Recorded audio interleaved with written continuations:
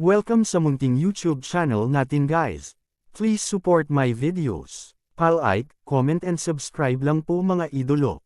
Maraming salamat po. Story Present, Myriad World Inventory Box. Kabanata 2821. Naging maayos ang pag-akyat ng ikawalong prinsipe sa trono.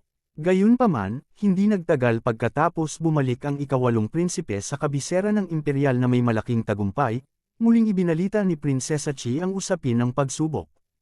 Halata na ang ikawalong prinsipe ang nanalo sa pagsusulit sa pagkakataong ito.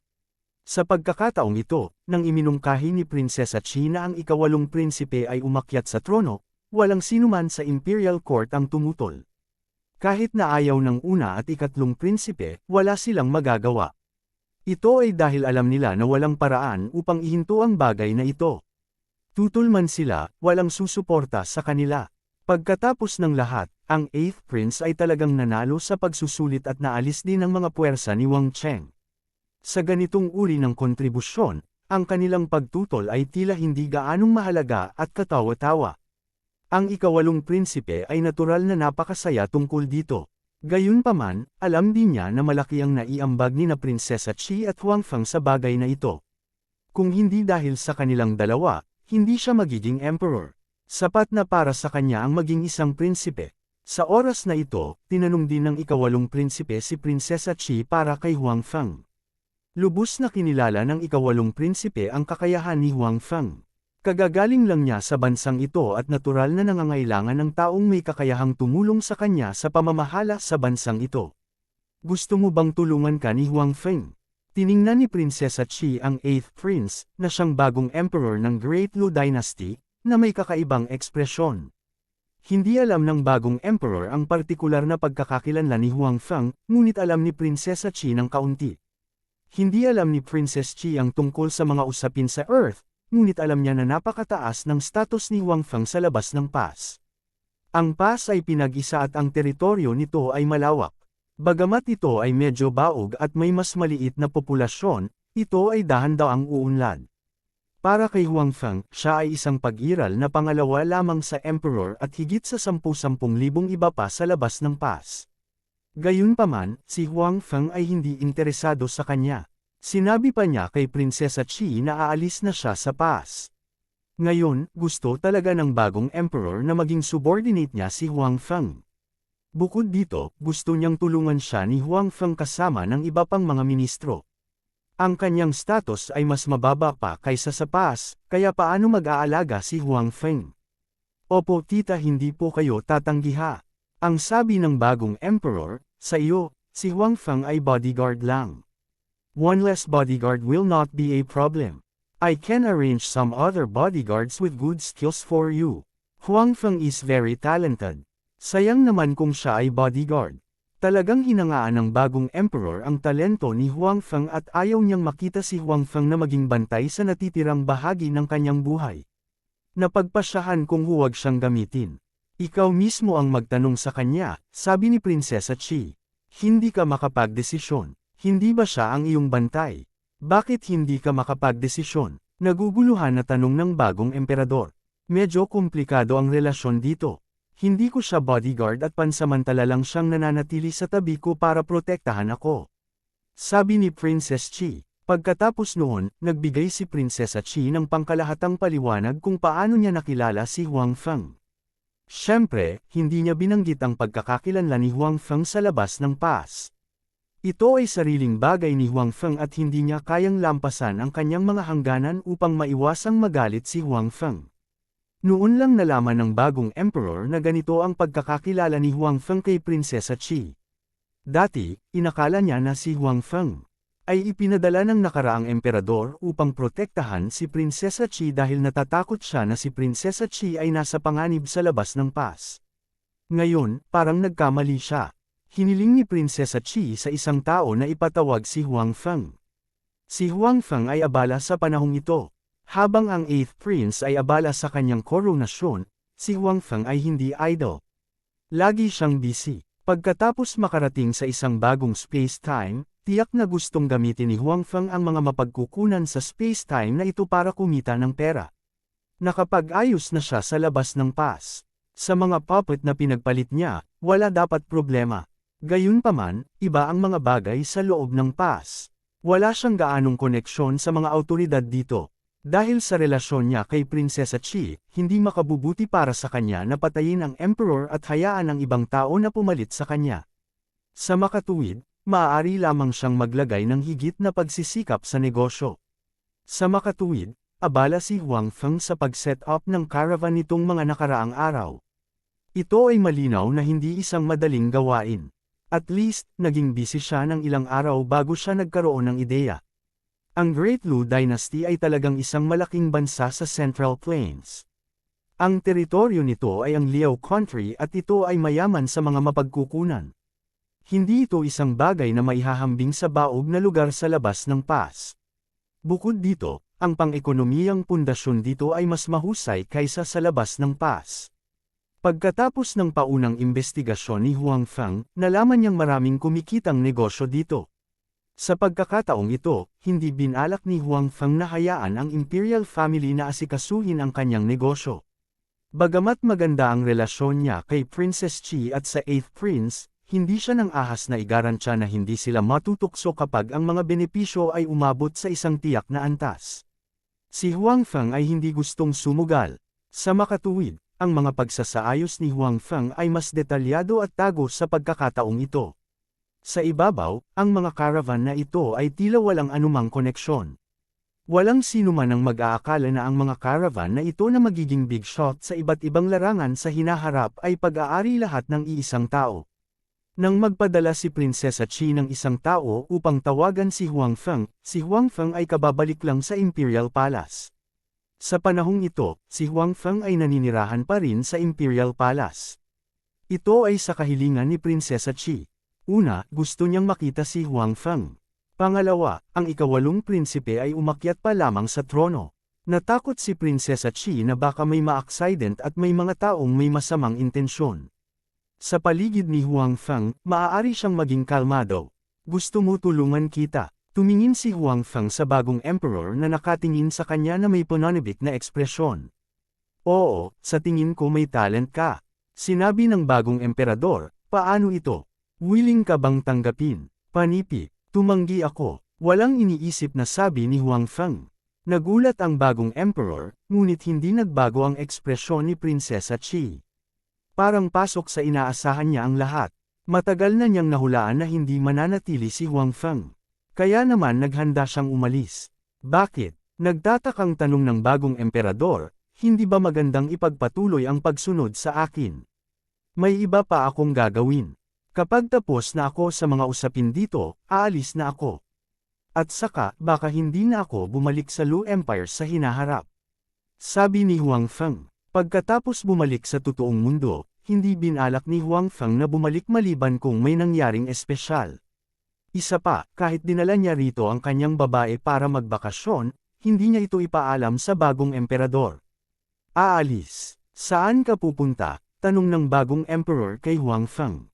Tumingin din si Prinsesa Chi. Kay Huang Feng. Maliwanag, gusto niyang makakuha ng sagot mula kay Huang Feng. Isang napakalayo na lugar, napakalayo sa Lu Empire. Kung pupunta ako, hindi na ako makakabalik. Sabi ni Huang Feng. Nang sabihin niya ito, sinasadya ni Huang Feng na tumingin kay Prinsesa Chi. Maliwanag, maliban sa bagong emperor, sinasabi niya ito para kay Prinsesa Chi. Kabanata 2822. Oo nga, bahagyang natigilan si Prinsesa Chi nang marinig niya ang mga salita ni Huang Feng. Talagang gustong umalis ni Prinsesa Chi kasama si Huang Feng. Para dito, ibinigay pa niya ang kanyang awtoridad at inayos ang mga bagay sa palasyo para makaalis siya kasama si Huang Feng anumang oras. Gayunpaman, ang pagnanais na umalis kasama si Huang Feng ay hindi nangangahulugang handa na si Prinsesa Chi na hindi na bumalik sa Great Lu Dynasty. Dito siya lumaki at lahat ng alaala niya ay nauugnay sa lugar na ito. Nandito rin ang mga kamag-anak niya. Kaya naman, hindi niya kayang umalis sa lugar na ito. Siyempre, handa siyang umalis kasama si Huang Feng, ngunit gusto niyang bumalik at bisitahin ng mas madalas. Dati, nawalan ng pag-asa si Prinsesa Chi nang malaman niyang magpapakasal siya sa Wind Absolute Nation. Bagamat may harang lamang sa pagitan nila, naunawaan ni Prinsesa Chi na ang hadlang ay parang makalangit na moat na humaharang sa kanyang daan pauwi. Kapag nakaalis na siya sa pag-iisa, napakahirap para sa kanya na bumalik. Kaya naman sobrang heartbroken siya noong mga oras na iyon. Gayunpaman, ngayon, narinig niyang sinabi ni Huang Feng na hindi na siya babalik sa Great Lu Dynasty kapag umalis na siya. Dahil dito, bahagyang nag-alinlangan si Prinsesa Chi. Gayunpaman, ang kanyang kasalukuyang mood ay iba mula noong siya ay magpapakasal sa Wind Extinction Country. Noon, siya ay nasa kawalan ng pag-asa, ngunit ngayon, siya ay nag-aalangan lamang. Hindi na babalik. Medyo natigilan ng bagong emperador. Pupunta ka sa dagat. Kahit maglaot ka, makakabalik ka pa rin di ba? Panipi, hindi ako pupunta sa dagat, ngunit mas malayo pa iyon. Sinabi ni Huang Feng, kaya, kamahalan, iniisip mong i-recruit ako. Hindi mo na talaga babalikan. Hindi sumuko ang bagong emperador at nagtanong. Hindi, mariing tumanggi si Huang Feng. Maliwanag, walang puwang para sa negosasyon sa usaping ito. Sige, nirerespeto ko ang desisyon mo. Sabi ng bagong emperador, bagamat medyo nadismaya ang bagong emperor na hindi niya ma-recruit si Huang Feng, wala siyang magagawa. Ang saloobin ni Huang Feng ay napakatatag at walang puwang para sa talakayan. Bukod dito, ang bagong emperador ay nabigo lamang. Hindi niya talaga naramdaman na bumagsak ang langit. Sa mata ng bagong emperador, si Huang Feng ay isang talento. Kung magagamit niya siya, iyon ang pinakamahusay. Makokontrol niya ang buong Great Lu Dynasty sa pinakamaikling panahon at paunlarin ito. Gayunpaman, kung wala ang tulong ni Huang Feng, hindi ito magiging malaking bagay. Ang dakilang dinastiyang Lu ay biniyayaan ng mga natatanging tao at hindi nagkukulang ng mga talento. Kaya lang, dati pa silang pinuproblema ng internal at external na problema kaya wala silang panahon para maghanap ng mga talento at paunlarin ang ekonomiya. Sa makatuwid, ang sitwasyon ng dakilang dinastiyang Lu ay lalong lumalala. Ngayon, ang pinakamalaking puwersa ng rebelde sa Great Lu Dynasty ay naalis na. Ang iba pang puwersa ng rebelde ay hindi na nababahala. Napakaganda rin ang sitwasyon sa labas ng pass. Bagamat natapos na nila ang kanilang pag-iisa, wala silang intensyon na salakayin ang Great Lu Dynasty. Nagpakita pa sila ng sapat na mabuting kalooban. Ito rin ay isang magandang bagay para sa Great Lu Dynasty. Napakaganda ng kapaligiran sa loob at labas. Ang dakilang dinastiyang Lu ay may sapat na oras at lakas para makabawi at makahanap ng mga talento. Naniniwala ang bagong emperor na kahit na sa tulong ni Huang Feng, maibabalik niya ang dakilang dinastiyang Lu sa dati nitong pinakamataas na estado. Sa katunayan, maaaring mas mabuti pa ito kaysa sa dati nitong peak state. Medyo nadismaya si Prinsesa Chi, kaya hindi maganda ang kanyang kalooban. Tita, okay ka lang. Napansin ng bagong emperor na wala sa mabuting kalagayan si Prinsesa Chi at nagtanong ng may pag-aalala. I'm fine, baka hindi ako nakahinga ng maayos. Sabi ni Princess Chi, kung ganoon ay babalik muna ako.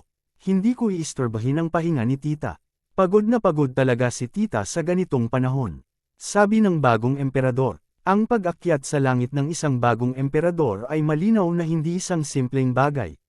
Maraming gawaing paghahanda ang dapat gawin at maraming mga pamamaraan na dapat sundin. Bilang isang elder, naging abala si Prinsesa Chi sa panahong ito at talagang pagod na pagod. Tumango si Princess Chi. Pagkatapos ay umalis ang bagong emperador. Pagkatapos ay pinaalis ni Prinsesa Chi ang iba pang mga eunuch at mga katulong ng palasyo, na naiwan lamang si Huang Feng. May sasabihin ka ba sa akin? Tanong ni Huang Feng. Manam, sabi ni Princess Chi. Sa puntong ito, hindi na siya makikipagtalo kay Huang Feng. Ilalapag niya ang kanyang mga cards sa mesa. Gusto kong umalis kasama ka. Hindi masyadong nagulat si Huang Feng sa mga salita ni Prinsesa Chi. Ito ay dahil si Prinsesa Chi ay nagpahayag ng ganoong mga saloobin sa kanilang mga nakaraang pakikipag-ugnayan. Pagkatapos ng lahat, si Huang Feng ay may maraming babae sa totoong buhay at higit pa o mas mababa ay maaaring hulaan kung ano ang iniisip ng mga babae. Gayunpaman, hindi niya akalain na sasabihin ito ni Prinsesa Chi ng diretsyo. Napag-isipan mo na ba? Sinabi ni Huang Feng, kapag umalis ako sa lugar na ito, hindi na ako babalik. Ito ang lugar kung saan ka lumaki. Handa ka bang hindi na bumalik? Ako, nag-alinlangan sandali si Prinsesa Chi bago sinabing, hindi ko kaya, pero mas lalong ayaw kong iwan ka. Gayunpaman, napakalinaw na hindi mo maaaring magkaroon ng parehong mga sitwasyong ito sa parehong oras. Kailangan mong pumili ng isa sa kanila. Sabi ni Huang Feng. Hindi pinipilit ni Huang Feng si Prinsesa Chi na pumili. Sa halip, gusto niyang malaman niya ang mga detalye ng sitwasyon upang hindi ito pagsisihan ni Prinsesa Chi sa hinaharap. Kahit na ano, ang desisyon ay maaari lamang gawin ni Prinsesa Chi. Ito ang tanging paraan para hindi siya magsisisi. How about this? Maaari mong pag-isipang mabuti. Gusto ko pang manatili dito ng 3 araw. After 3 days, aalis na ako. Tumayo si Huang Feng at sinabi kay Prinsesa Chi. Tumalikod si Huang Feng at umalis pagkatapos niyang magsalita. Kinailangan niyang harapin ang maraming bagay sa 3 araw na ito at hindi siya gaanong walang ginagawa. Kung tungkol sa kung anong desisyon ang gagawin ni Prinsesa Chi pagkaraan ng 3 araw, si Huang Feng ay napaka-curious. Gayunpaman, hindi magandang magtanong siya tungkol dito ngayon. Kung gagawin niya, maaaring makaapekto ito sa desisyon ni Princess Chi. Pinanood ni Prinsesa Chi ang pag-alis ni Huang Feng. Hindi niya hiniling na manatili siya, at hindi rin siya tumayo para paalisan siya. Pinagmasdan lang niya itong umalis nang hindi gumagalaw ang mga mata, na parang may iniisip. Pagkaraan ng 3 araw, halos natapos na ni Huang Feng ang pagharap sa mga usapin sa Great Lu Empire. Kasabay nito, naglaan siya ng ilang oras upang palihim na maglakbay sa labas ng pass. Para sa isang katulad niyang marunong lumipad, hindi malapit ang distansya sa pagitan ng 2 lugar. Gayunpaman, hindi ito tumagal ng maraming oras. Matapos ayusin ang mga bagay sa espasyong ito, oras na para umalis si Huang Feng. Sa ngayon, ang tanging bagay na hindi sigurado ay kung susundan siya ni Prinsesa Chi. Sa 3 araw na ito, hindi binisita ni Huang Feng si Prinsesa Chi. Hindi man lang siya bumalik sa palasyo. Ayaw niyang makialam sa desisyon ni Prinsesa Chi dahil sa hitsura nito. Ang lahat ay nakasalalay sa kanyang sarili. Sa labas ng Imperial City, naglakad si Huang Feng sa kalsada at lumingon para tingnan ang Imperial City sa likod niya. Gayunpaman, hindi niya nakita si Prinsesa Chi. Hindi ipinaalam ni Huang Feng kay Prinsesa Chi ang tungkol sa kanyang pag-alis. Gayunpaman, naniniwala siya na hindi magiging mahirap para kay Prinsesa Chi na kumpirmahin ang kanyang kinaroroonan. Gayunpaman, hindi siya nagpakita sa oras na ito. Siguro, nakapili na siya. Ngumiti si Huang Feng at tumalikod para umalis. Gayunpaman, hindi lumayo si Huang Feng bago niya nakita ang isang karwahe na nakaparada sa tabi ng kalsada. Nang makalapit siya, natanggal ang mga kurtina ng karwahe at lumabas ang isang napakagandang tao. Young Master, saan ka pupunta? Pwede mo ba akong isama? Panipi, Kabanata 2823. Si Huang Feng ay na-teleport pabalik sa totoong mundo at si Prinsesa Chi ay na-teleport din pabalik sa totoong mundo kasama niya. Sa huli, nagpasya pa rin si Prinsesa Chi na umalis kasama si Huang Feng. Bagamat nag-aatubili siyang umalis sa Imperial Palace ng Great Lu Empire, mas lalo siyang nag-atubiling iwan si Huang Feng. Sa makatuwid, sa pagitan ng Imperial Palace ng Great Lu Empire at Huang Feng, pinili niya si Huang Feng. Sa makatuwid, hinintay niya si Huang Feng sa kalsada sa labas ng Imperial Capital at umalis kasama niya sa huli. Sa katunayan, iniwan pa niya si Xiao Huan at naghintay sa opisyal na kalsada ng mag-isa para makaalis kasama si Huang Feng. Nang makita ni Huang Feng ang hitsura ni Prinsesa Chi, ngumiti din siya. Sa pamamagitan ng panahong ito ng pakikipag-ugnayan, si Huang Feng ay may magandang impresyon kay Prinsesa Chi. Siyempre, umaasa rin siya na makakasama niya si Prinsesa Chi sa huli. Gayunpaman, dahil marami na siyang babae sa totoong mundo at nag-aatubili din si Prinsesa Chi na umalis sa Great Lu Empire, hindi humingi ng tulong si Huang Feng kay Prinsesa Chi. Sa huli, siya pa rin ang kailangang gumawa ng huling desisyon sa kanyang sarili. Gayunpaman, ang huling desisyon ni Prinsesa Chi ay umalis kasama si Huang Feng. Si Huang Feng ay parehong nagulat at natuwa sa desisyon ni Prinsesa Chi. Si Huang Feng ay may magandang impresyon kay Prinsesa Chi at natural na umaasa na si Prinsesa Chi ay aalis kasama niya. Gayunpaman, hindi maganda para sa kanya na humingi ng tulong at maaari lamang hayaan si Prinsesa Chi na siya mismo ang magdesisyon. Anuman ang desisyon ni Prinsesa Chi, igagalang ni Huang Feng ang kanyang desisyon. Gayunpaman, sa puso ni Huang Feng, umaasa pa rin siya na aalis si Prinsesa Chi kasama niya dahil maganda ang impresyon niya sa kanya. Sa huli, ang desisyon ni Prinsesa Chi ay hindi binaygo si Huang Feng. Nagpasya pa rin siyang umalis kasama si Huang Feng. Napag-isipan mo na ba talaga? Tiningnan ni Huang Feng ang nakangiting Prinsesa Chi sa kanyang harapan at nagtanong. Oo naman, sabi ni Princess Chi, kung hindi ko lang pinag-isipan, hindi ako magpapakita dito sa harapan mo. Pero kailangan mong malaman na kapag umalis ako sa Dalu Dynasty, hindi na ako babalik. At saka, may iba akong babae. Sabi ni Huang Feng. Nagpasya siyang linawin ang mga bagay kay Prinsesa Chi. Mas mabuting linawin ang mga bagay sa lalong madaling panahon upang hindi ito pagsisihan ni Prinsesa Chi sa hinaharap. Alam ko, sabi ni Prinsesa Chi. Kakaiba kung ang isang tulad mo ay walang ibang babae. Maliwanag, bago pumunta rito, naisip na ni Prinsesa Chi ang posibilidad na maaaring magkaroon ng ibang babae si Huang Feng. Pinag-isipan niyang mabuti ang posibilidad na ito, kaya naman. Nakipagkita siya kay Huang Feng. Sige, dahil nakapagdesisyon ka na, umalis ka na sa tabi ko. Sinabi ni Huang Feng, ang aking mundo ay ganap na naiiba. Kailangan mong maging handa sa pag-iisip. Oo, malakas na tumanggaw si Prinsesa Chi. Noong nagpasya akong umalis kasama ka, lahat ng klase ng paghahanda ginawa ko na. Huwag kang mag-alala. Okay, sabi ni Huang Feng. Pagkatapos, sa isang kislap ng liwanag, lumitaw si Huang Feng sa kanyang kwarto sa totoong mundo habang si Prinsesa Chi ay lumitaw sa tabi niya.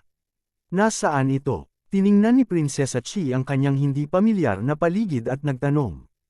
Ngayon lang, sa isang kisap mata, nilisan niya ang sariling mundo. Niwala siyang oras para maghanda. Gayunpaman, sa susunod na segundo, lumitaw siya sa isa pang hindi pamilyar na lugar. Kung hindi dahil nasa tabi niya pa rin si Huang Feng, baka napasigaw siya sa gulat. Ito ang mundong ginagalawan ko. Sabi ni Huang Feng, ngayong dumating ka na sa mundo ko, hindi mo na kailangang matakot. Aalagaan kita ng mabuti. Sa katunayan, dahil dinala niya si Prinsesa Chi sa sarili niyang mundo, hindi siya papansinin ni Huang Feng. Dahil nagpasya si Prinsesa Chi na sumama sa kanya sa isang bagong kapaligiran, hindi niya magawang tretuhin siya ng hindi patas. Iyong mundo, ano ang ibig mong sabihin? Hindi ka nakatira sa parehong mundo tulad ng sa akin. Naguguluhang tanong ni Princess Chi. Masasabi mo yan, sabi ni Huang Feng. Ngayon, bibigyan kita ng general introduction ng mundo ko para magkaroon ka ng general understanding tungkol dito. Siyempre, kung gusto mo itong lubos na maunawaan, ikaw mismo ang mag-explore. Ang pag-unawa sa isang bagong kapaligiran ay dapat gawin ng sarili. Si Huang Feng ay maaari lamang magbigay ng pangkalahatang pagpapakilala ng kanyang sariling mundo. Kung tungkol sa tiyak na pag-unawa, ito ay dapat gawin sa pamamagitan ng sariling pag-unawa. Sa pamamagitan ng pagpapakilala ni Huang Feng, si Prinsesa Chi ay nagkaroon ng pangkalahatang pag-unawa sa mundo ni Huang Feng. Tungkol sa mga bagay na mayroon sa mundo ni Huang Feng, ipinahayag niya ang kanyang pagkagulat. Hindi man lang nagulat si Huang Feng. Dati, nang ibalik niya ang mga babae mula sa ibang dimensyon, lahat sila ay may mga katulad na reaksyon. Sa makatuwid, ang reaksyon ni Princess Chi ay hindi masyadong kakaiba. Sige, bumaba na tayo.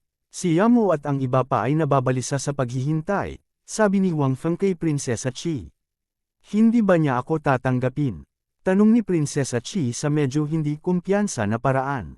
Bagamat ang pagkakakilanlan ni Prinsesa Chi ay itinuturing na isang prinsesa sa ibang space-time, siya ay isang ordinaryong tao lamang sa space-time na ito.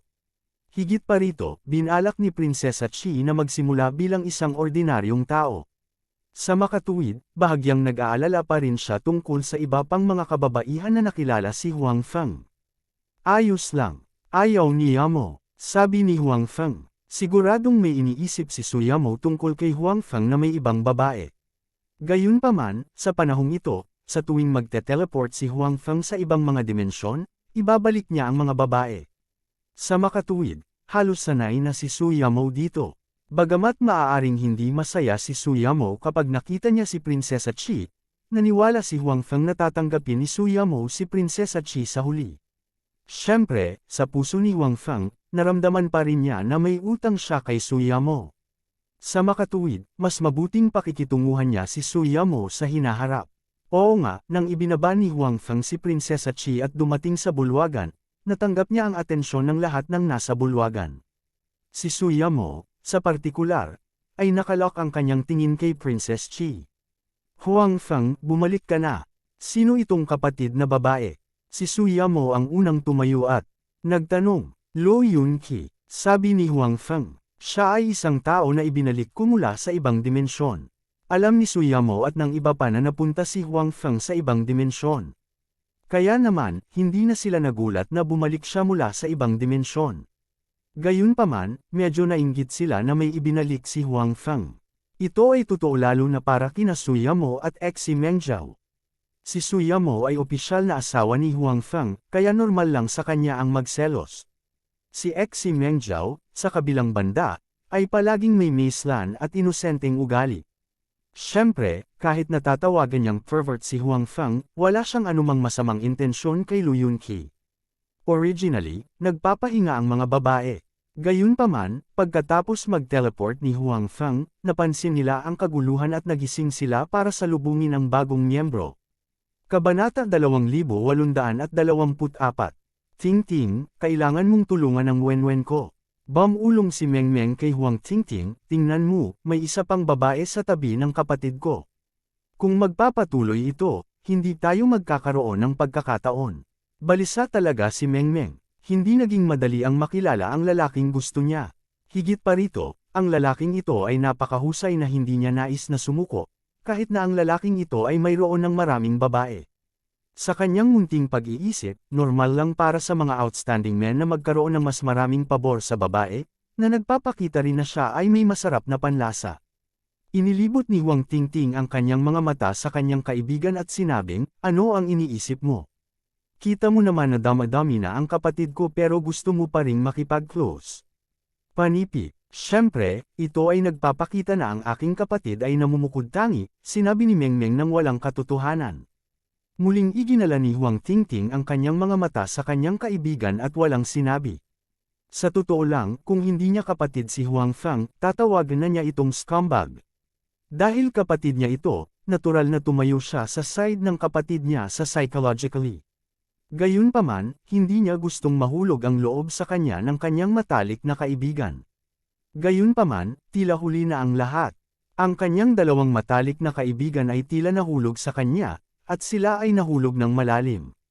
Hindi na kailangang sabihin, si Mengmeng, na nasa kanyang harapan, ay bumubulong sa kanyang tainga sa panahong ito, na humihiling sa kanya na itayo siya at sabihin ng isang magandang salita para sa kanya upang matamasa niya ang mga benepisyo ng pagiging nasa isang paborebleng posisyon. Hindi na kailangang sabihin, ang kanyang damdamin para sa kanyang kapatid ay hindi kailangang banggitin. Bagamat wala si Wenwen, iniisip ang paalala ni Mengmeng, muling nag-isip si Huang Tingting. Tila iba talaga ang pagtingin ni Wenwen sa kanyang kapatid kaysa sa pagtingin niya sa ibang tao. Magkaibigan silang tatlo at magkakapatid. Madalas silang magkasama at nag-uusap tungkol sa lahat ng uri ng mga paksa.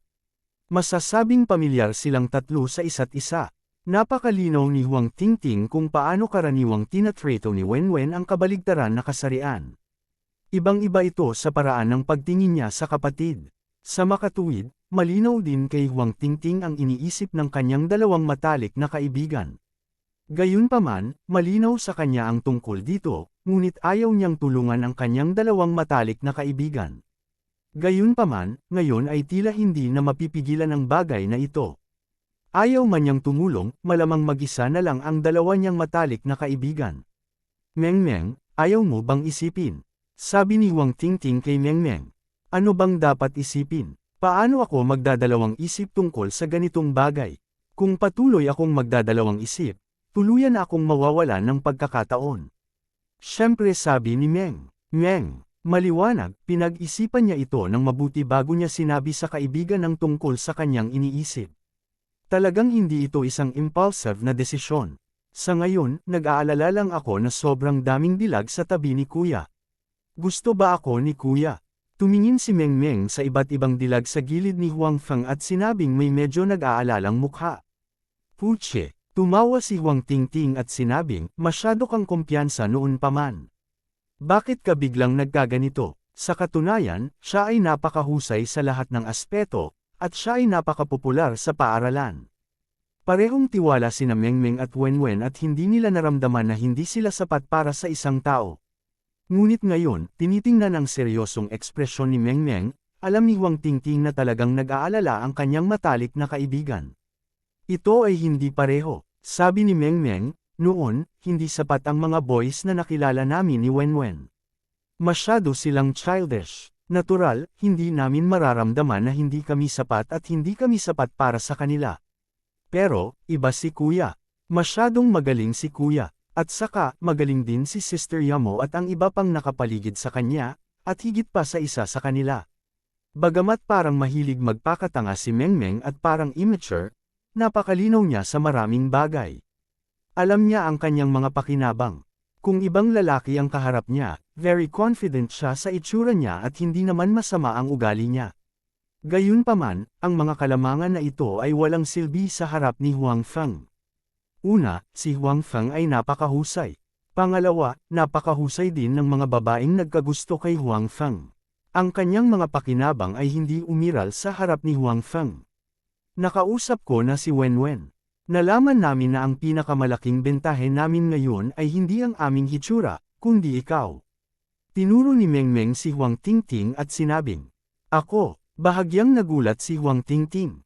Oo, ikaw. Matapat na sinabi ni Mengmeng, you are our bosom friend and good friend. At the same time, ikaw din ang biological sister ng kapatid ko.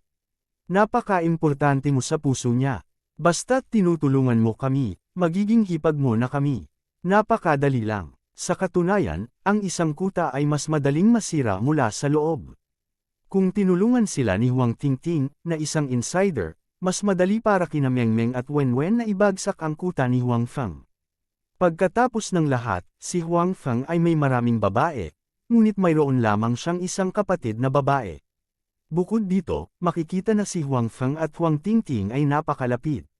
Sa kasong ito, kung handang tumulong si Huang Tingting sa kanila, mayroon pa rin silang magandang pagkakataon. Ito ang kanilang kasalukuyang kalamangan. Gayunpaman, tila ayaw ni Huang Tingting na tulungan sila sa lahat ng oras. Dahil dito ay labis na nabalisa sina Mengmeng at Wenwen. Bagamat sinabi ni Huang Tingting na siya ang nag-iisip para sa kanila, halatang ayaw nilang maging masyadong makonsiderasyon si Huang Tingting sa kanila. Noon pa man ay tinuring ko na kayong magkapatid at kaibigan sa dibdib, ngunit gusto ninyong maging hipag. Tiningnan ni Huang Tingting si Mengmeng na may nakatagong kapitan at sinabi, naku, wag mong sabihin yan. Si Mengmeng acted like a spoiled child and said, we can only be good sisters with you forever if we are your sisters-in-law. Don't you think so? Kung magpakasal tayo sa ibang tao, maaaring hindi natin makontak ang isa't isa sa hinaharap. Mahirap makita ang isa't isa. Panipi, may sense ang sinabi mo. Nag-isip sandali si Huang Tingting at sinabi, nais niyang gugulin ang natitirang bahagi ng kanyang buhay kasama ang kanyang dalawang matalik na kaibigan. Gayunpaman, ang mga batang babae ay palaging kailangang magpakasal at magkaroon ng mga anak. Magkakaroon ng mga pagbabago sa hinaharap. Marahil, gaya nga ng sabi ni Mengmeng, kapag nagpakasal na sila at nagkaroon ng sariling pamilya, mahihirapan silang magsama-sama muli. Gayunpaman, kung sina Mengmeng at Wenwen ay pareho niyang hipag, sila ay magiging isang pamilya. Ang problemang ito ay natural na hindi umiral, at maaari talaga silang magkasundo habang buhay. Sa makatuwid, ang mga salita ni Mengmeng ay napakatukso pa rin para kay Huang Tingting. Tama, may sense naman yung sinabi ko, diba? Nang makitang naantig si Huang Tingting, nagmamadaling sinabi ni Mengmeng, basta tulungan mo ako at si Wenwen na makuha ang kapatid ko, maaari tayong maging magkapatid at magkaibigan habang buhay. Kabanata 2825. Okay. Nag-isip sandali si Huang Tingting at sinabing, ngunit hindi ko magagarantiya na gagana ito. Kung ito ay ibang lalaki, naramdaman ni Huang Tingting na hindi magiging problema para kay Mengmeng na magtagumpay sa kanyang pag-amin hanggat si Mengmeng ang nagkusa. Gayunpaman, iba ito pagdating sa kanyang kapatid. Sa puso ni Huang Tingting, si Huang Feng ang pinakamatagumpay na tao. Bagamat naramdaman niya na ang kanyang kapatid na lalaki ay maaaring hindi masyadong mahusay sa pakikitungo sa mga relasyon, ito ay talagang mahusay sa iba pang mga aspeto. Tsaka hindi naman nagkulang sa babae ang kapatid niya ngayon. Gaya ng sinabi ni Mengmeng, bagamat napakaganda niya, wala siyang kalamangan sa harap ni Suyamo at sa iba pang magaganda rin. Sa makatuwid, kahit na may mga kwalifikasyon si Mengmeng, hindi inisip ni Huang Tingting na siya ay magtatagumpay. Talaga, tuwang-tuwa si Mengmeng nang mabalitaan niyang sa wakas ay pumayag ang kanyang mabuting kaibigan na tulungan siya. Mabilis niyang sinabi, basta handa kang tumulong, siguradong magtatagumpay kami. At most, makakasakay muna tayo sa bus at makabili ng tiket mamaya. Tara, paano mo nasabi? Sabi ni Huang Tingting na may pulang mukha. Hindi mahalaga, walang pakialam si Mengmeng. Hindi ba normal na ngayon? Sa iyo bilang isang especially iya, hindi magiging malaking problema para sa amin ni Wenwen ang manalo sa aking kapatid. Panipi. Si Mengmeng, na parang walang tiwala sa sarili, ngayon ay puno ng kumpiyansa. Sa kanyang opinyon, hanggat handang tumulong si Huang Tingting, magiging mas madali para sa kanila na manalo kay Huang Feng. Anong pinagsasabi mo? Nakita ni Suyamo ang dalawang babae na nagbubulungan, kaya nagtanong siya. Wala lang, nag-uusap lang kami, sabi ni Mengmeng. Bago nila mapagtagumpayan si Huang Feng, mas mabuting huwag ipaalam kay Suyamo ang tungkol dito. Bagamat palaging mabait si Suyamo kina Mengmeng at Wenwen, nadama ni Mengmeng na mas mabuting ilihim muna ito pansamantala upang matiyak na walang anumang aksidente. Nagkibit-balikat din si Huang Tingting at hindi umimik. Dahil walang gustong sabihin si Mengmeng, wala siyang masabi. Nang makitang ayaw ni Mengmeng pag-usapan ito, hindi na nagtanong si Suyamo at hindi na masyadong nag-isip tungkol dito. Sa kanyang opinyon, ang dalawang maliliit na babae ay malapit na magkaibigan, kaya tiyak na pinag-uusapan nila ang ilang mga paksa sa pagitan ng mga malalapit na kaibigan. Tungkol naman sa katotohanang maraming babae si Huang Feng, hindi niya ito masyadong inisip. Pakiramdam niya ay natural lang iyon. Dahil lumaki siya sa Imperial Palace, hindi siya estranghero sa mga ganitong bagay. Hindi alintana kung ang kanyang ama o ang kanyang kapatid na lalaki, silang lahat ay may 3 palasyo at 6 na patio. Mas marami silang babae kaysa kay Huang Feng.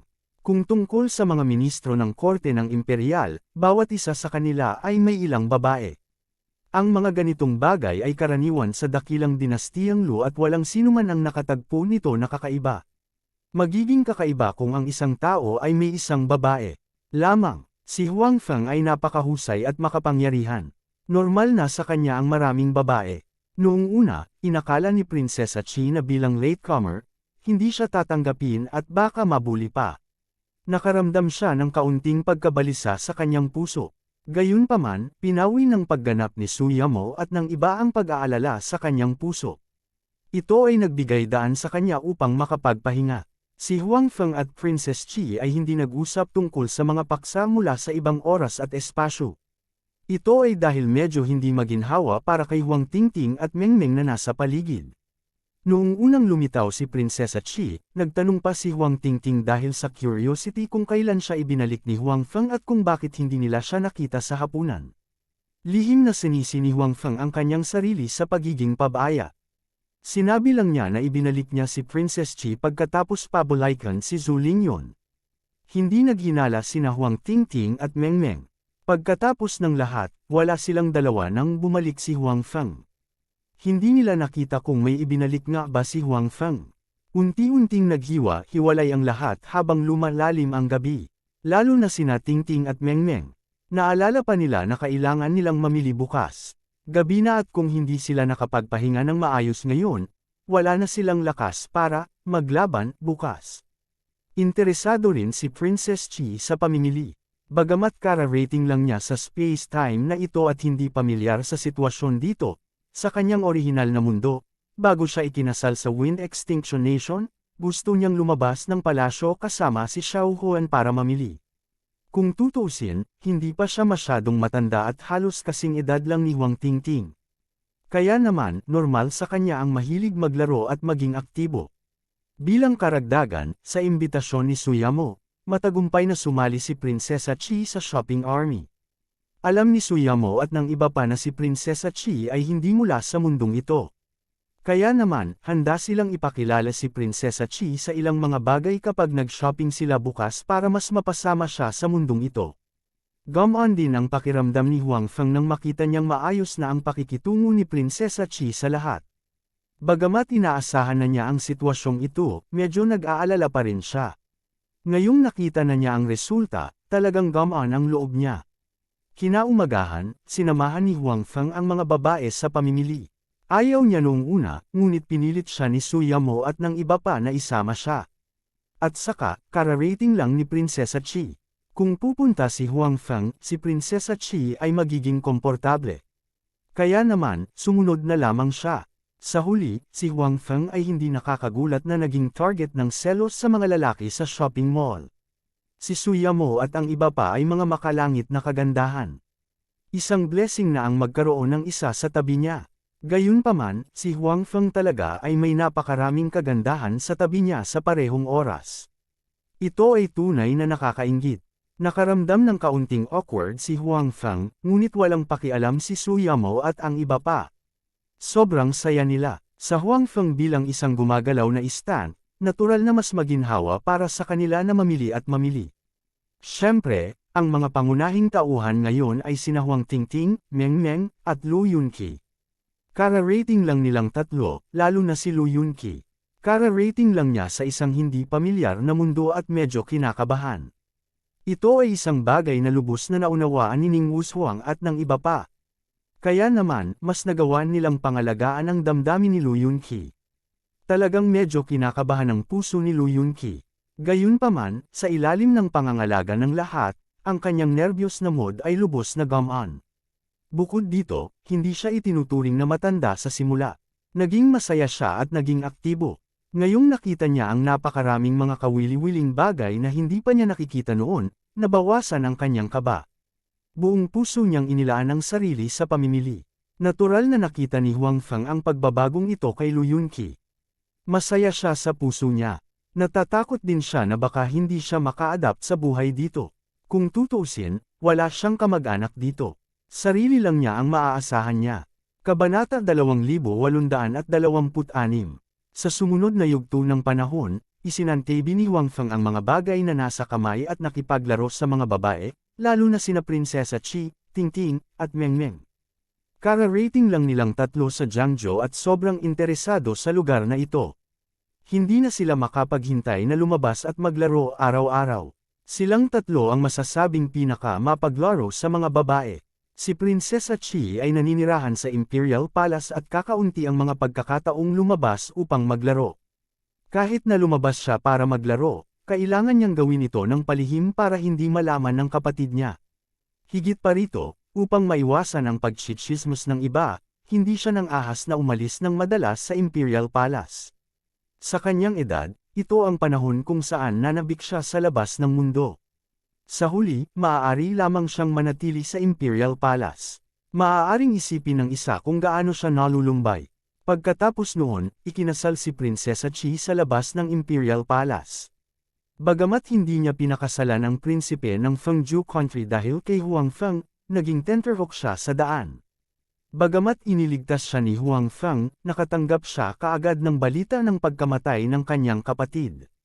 Natural na malungkot siya. Matapos ayusin ang kanyang malungkot na damdamin, kailangan niyang patatagin ang kapaligiran ng Great Lu Dynasty at bawiin ang kapangyarihan mula kay Wu Yan. Kailangan din niyang patatagin ang mga tao.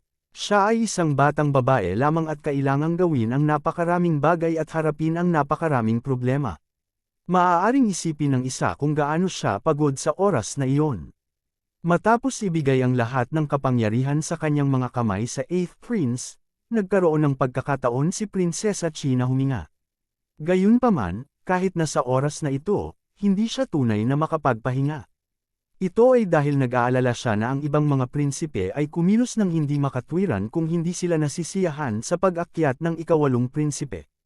Kaya naman, kinailangan niyang bantayan pareho ang loob at labas ng Imperial Court para maiwasan ang anumang aksidenteng mangyari. Nang itago niya ang lahat at iniwan ang space-time na iyon kasama si Huang Feng at bumalik sa Earth, tunay na gumaan ang loob ni Prinsesa Chi. Dito, ang mga bagay sa kabilang space-time ay walang kinalaman sa kanya. Gustuhin man niyang tumulong ay hindi niya magawa. Higit pa rito, sapat na ang nagawa niya para sa 8th Prince at Great Lu Dynasty. Ang mga usapin pagkatapos nito ay kailangang lutisin ng bagong emperador mismo. Kung hindi pa rin niya ito mariresolba, ang sarili lang niya ang masisisi niya. Si Prinsesa Chi ay hindi magkakaroon ng kahit katiting na awa sa kanya. Sa oras na ito, sa wakas ay ipinakita ni Prinsesa Chi ang kanyang tunay na ugali. Natural, gusto niyang maglaro ng malaya. Higit pa rito, marami pang uri ng entertainment sa modernong lipunang ito kaysa sa dati niyang mundo. Maraming bagay na hindi pa niya nakikita noon. Gayunpaman, pagkatapos makita ang mga ito, muli siyang naging interesado. Hindi na siya makapaghintay na hindi matulog at gugulin ng buong araw sa paglalaro. Para naman kay Huang Tingting at Meng Meng, hindi sila mas mahusay kaysa kay Prinsesa Chi. Katatapos lang nilang dalawa sa college entrance examination. Hindi na kailangang sabihin, ang buhay sa ikatlong taon ng high school ay mabigat at mabigat. Naging abala sila sa pag-aaral. Araw-araw at nasa ilalim ng matinding stress sa pag-iisip. Wala silang gaanong oras para magpahinga, lalo pa silang lumabas para maglaro. Isang luho yun na hindi man lang nila pinangarap na isipin. Pagkatapos magpasyang mag-apply para sa Jiangzhou University, natural na tumaas ang pressure sa kanilang dalawa. Kahit na sila ay medyo mahusay sa kanilang pag-aaral, lalo na si Huang Tingting na isa sa mga nangungunang estudyante sa paaralan, ang Jiangzhou University ay isa sa mga nangungunang unibersidad sa bansa. Talagang hindi madaling gawain ang makapasok sa unibersidad na iyon. Maging si Huang Tingting, na may magagandang marka, ay hindi lubos na nagtitiwala, lalo pa si Meng Meng. Para makapasok sa Jiangzhou University, pareho silang nagsusumikap. Ngayong natapos na ang college entrance examination, sa wakas ay nagkaroon na sila ng pagkakataong makapagpahinga at lumabas para maglaro. Gusto nilang magsaya at makabawi sa mga bagay na wala silang oras na laruin noon. Sa makatuwid, sila ay naglalaro ng husto sa panahong ito. Sa kabilang banda, maayos naman si Suyamo at ang iba pa. Dahil kay Huang Feng, wala silang masyadong pressure sa buhay. Ang kanilang trabaho ay higit na para sa kanilang interes at pampalipas oras. Sa makatuwid, nagkaroon sila ng maraming oras upang maglaro at walang pakialam sa kaunting oras na iyon. Ginugol nila ang karamihan sa kanilang oras sa pakikipaglaro kay Prinsesa Chi at sa dalawa pang babae nitong ilang araw. Siyempre, walang babaeng hindi mahilig mag-shopping. Siguradong nasiyahan si Suyamo sa oras na ito ng paglalaro. Sa panahong ito, dadalhin din ni Zhu Lingyun si Meng Zhou upang maglaro. Gayunpaman, dahil kailangang magtrabaho si Zhu Lingyun sa araw, mas madalas silang pumupunta sa gabi. Walang kakulangan ng mga katulong sa villa, at hindi kapos sa pera si Huang Feng. Sa makatuwid, halos gabi-gabi ay may mga party sa tirahan ni Huang Feng, at lahat ay hindi nagsasawa dito. Sa araw na ito, walang lumabas dahil ito ang araw na inilabas ang mga marka ng Jiangzhou Province College Entrance Examination. Parehong naghihintay sina Tingting at Meng Meng ng oras upang suriin ang kanilang mga marka. Bagamat may kumpiyansa pa rin silang dalawa sa pag-enroll sa Jiangzhou University, lalo na kay Tingting, hindi sila ng ahas na garantiya na makapasok sila bago nila makita ang kanilang mga marka ng entrance exam sa kolehiyo. Kuya, kinakabahan ako, umupo si Meng Meng sa tabi ni Huang Feng at kinakabahang sinabi. Ayos lang, tinapik ni Huang Feng ang balikat ni Meng Meng at sinabing, talagang makapasok ka sa Jiangzhou University. Pagkatapos ng lahat, si Huang Feng ay mayroon pa ring 3 lugar sa Jiangzhou University. Sa madaling salita, gaano man ang mga marka ni na Meng Meng at Tingting, hanggat gusto nila, tiyak na makapasok sila sa Jiangzhou University. Gayunpaman, hindi alam ni na Meng Meng at Tingting ang tungkol dito. Hinawakan ni Meng Meng ang kamay ni Huang Feng at sinabing, paano kung masyado akong makulit at hindi ako makapasok sa Jiangzhou University? Hindi ako makakapag-aral sa parehong paaralan ni Tingting, at hindi ko na makikita ang kapatid ko araw-araw. Panipi. Umupo si Huang Tingting sa gilid at palihim na inilibot ang kanyang mga mata kay Mengmeng. Alam niyang gustong sabihin ni Mengmeng ang huling pangungusap. Alam niya na kahit na nag-a-apply din sina Mengmeng at Wenwen para sa Jiangzhou University dahil sa kanya, ito ay dahil kay Huang Feng. Nandito kasi ang kapatid niya. Ang dalawang babaeng ito ay ginayuma ng kanilang kapatid at hindi makapaghintay na makasama siya araw-araw. Kaya naman nag-apply sila sa Jiangzhou University. Nang marinig ni Huang Tingting si Mengmeng na kumuha ng pagkakataon na hawakan ang kamay ng kanyang kapatid, lihim niyang nilabas ang kanyang dila. Alam niyang, sinasadya ito ni Mengmeng. Kahit kinakabahan din ngayon si Mengmeng, mas hinawakan niya ang kamay ng kapatid para samantalahin ito. Matapos ang huling pag-uusap ng dalawa, si Mengmeng ay naghahanap ng lahat ng uri ng pagkakataon upang mapalapit sa kanyang kapatid. Kadalasan, hinihila niya si Huang Tingting para hindi maghinala ang iba. Ang ganitong mga aksyon ay talagang nagbigay daan kay Mengmeng na samantalahin ng gusto ang kanyang kapatid. Anong maliit na sorrow, naisip ni Huang Tingting sa sarili. Gayunpaman, dahil nangako na siya na tutulungan sina Mengmeng at Wenwen, natural na hindi sasabihin ni Huang Tingting ang anumang bagay tungkol sa mga aksyon ni Mengmeng, lalo pa itong ilantad siya. Kabanata 2827. Kalahati ng kaba ni Mengmeng ay gawa. Gusto niyang samantalahin ang pagkakataong makalapit kay Huang Feng, ngunit ang kalahati ay totoo. Pagkatapos ng lahat, gusto niya talagang makapasok sa Jiangzhou University. Gusto niyang makasama ang kanyang mabubuting kaibigan, at gusto niyang makasama si Huang Feng at makita siya araw-araw. Gayunpaman, ang kanyang mga akademikong resulta ay hindi kasing ganda ng kay Huang Tingting. Masarap ang pakiramdam niya sa entrance exam sa kolehiyo, ngunit bago lumabas ang mga resulta, kinakabahan pa rin siya. Tapos na ang oras. Suriin ito online, sabi ni Wu Fan sa dalawang batang babae habang tinitingnan ang oras. Oras na para lumabas ang mga resulta. Si Huang Feng ay hindi kapos sa pera ngayon. Natural, walang kulang sa computer sa kanyang villa. Bukod dito, lahat ng mga computer dito ay ipinagpapalit mula sa storage box. Napaka-advance nila, tsaka napakabilis ng internet sa villa niya. Sa makatuwid, kahit na ito ay ang peak time upang suriin ang mga resulta, ito ay hindi isang problema para sa dalawang maliit na batang babae upang suriin ang mga resulta sa unang lugar. Sa kaunting pananabik at kaba, nag-login ang dalawang babae sa website at nagsimulang suriin ang mga resulta. Sa pagtingin sa mga nerbiyos na ekspresyon ng dalawang batang babae, si Huang Feng ay kinabahan din. Para siyang bumalik sa panahong nag-check siya ng resulta ng entrance exam sa kolehiyo. Pagkatapos, ngumiti si Wu Fan at naramdaman niyang nag-o-overthink siya. Kahit na ang kanyang kapatid na babae at si Mengmeng ay hindi nakapasok sa pagsusulit sa pasukan sa kolehiyo, maaari pa rin niyang tulungan silang makapasok sa Jiangzhou University. Hindi niya kailangang kabahan. Gayunpaman, alam din ni Huang Feng na kung ang dalawang babae ay hindi makapasok sa Jiangzhou University, kung gayon kahit natulungan sila ni Huang Feng na makapasok sa Jiangzhou University, madarama pa rin nila ang ilang panghihinayang sa kanilang mga puso. Pagkatapos ng lahat, sa huling yugto ng kanilang senior year sa high school, sila ay nagtrabaho ng husto. Natural, umaasa silang makakuha ng magagandang resulta at makapasok sa universidad na gusto nila ng may sariling kakayahan. Oo naman, nalampasan ko ang linya. Si Huang Tingting ang unang nag-cheer. Puno ng pananabik at saya ang tono niya. Bagamat sinusuri pa lamang nito ang mga resulta ngayon, at hindi pa naitakda ang admission cutoff ng Jiangzhou University, posible pa ring tansyahin ang taunang admission cutoff batay sa nakaraang admission cutoff ng Jiangzhou University. Ang cutoff score ng pagpasok ng Jiangzhou University ay humigit kumulang 50 puntos na mas mataas kaysa sa isang first-year na universidad. Ang pinakamataas ay 52 puntos na mas mataas. Ang aking score ay 80 puntos na mas mataas kaysa sa cut-off score ng isang first-year na universidad. Hindi magiging problema ang pagpasok sa Jiangzhou University. Tuwang-tuwang sabi ni Huang Tingting. Not bad, not bad. As expected sa little sister ko, you're really amazing. Tuwang-tuwang sabi ni Huang Feng. Mukhang mas masaya siya kaysa kumita lang siya ng ilang daang milyon.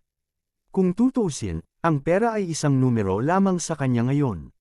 Ni hindi niya alam kung magkano ang pera niya. Gayunpaman, napakahusay ng kanyang ate sa pagsusulit. Siyempre, nasa sabik si Huang Feng.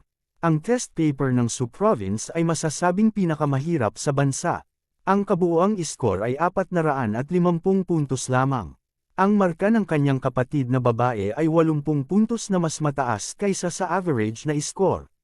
Kahit sa probinsya, matataas ang ranggo niya.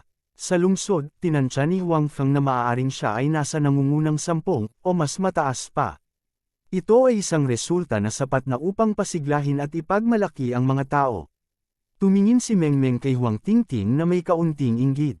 Pagkatapos, nag-login siya sa kanyang account sa kanyang computer para tingnan ang mga resulta. Ang kanyang magaling na kapatid ay tiyak na papasok sa Jiangzhou University. Ngayon, nasa kanya na. Hindi nagtagal, lumabas ang pahina upang suriin ang mga resulta ng mga marka. Hindi tiningnan ni Mengmeng ang resulta ng sarili niyang mga subject. Siya mismo ang tumingin sa kabuoang score. Bumibilis ang tibok ng puso niya sa excitement. Oo naman. Nakakuha ako ng 370 puntos. 60 puntos na mas mataas kaysa sa cut-off score ng isang first-year na universidad. Excited din si Mengmeng. Kung tutuusin, hindi na kailangan pang sabihin ni Mengmeng. Nakita na ito ni Huang Feng at ng iba pa.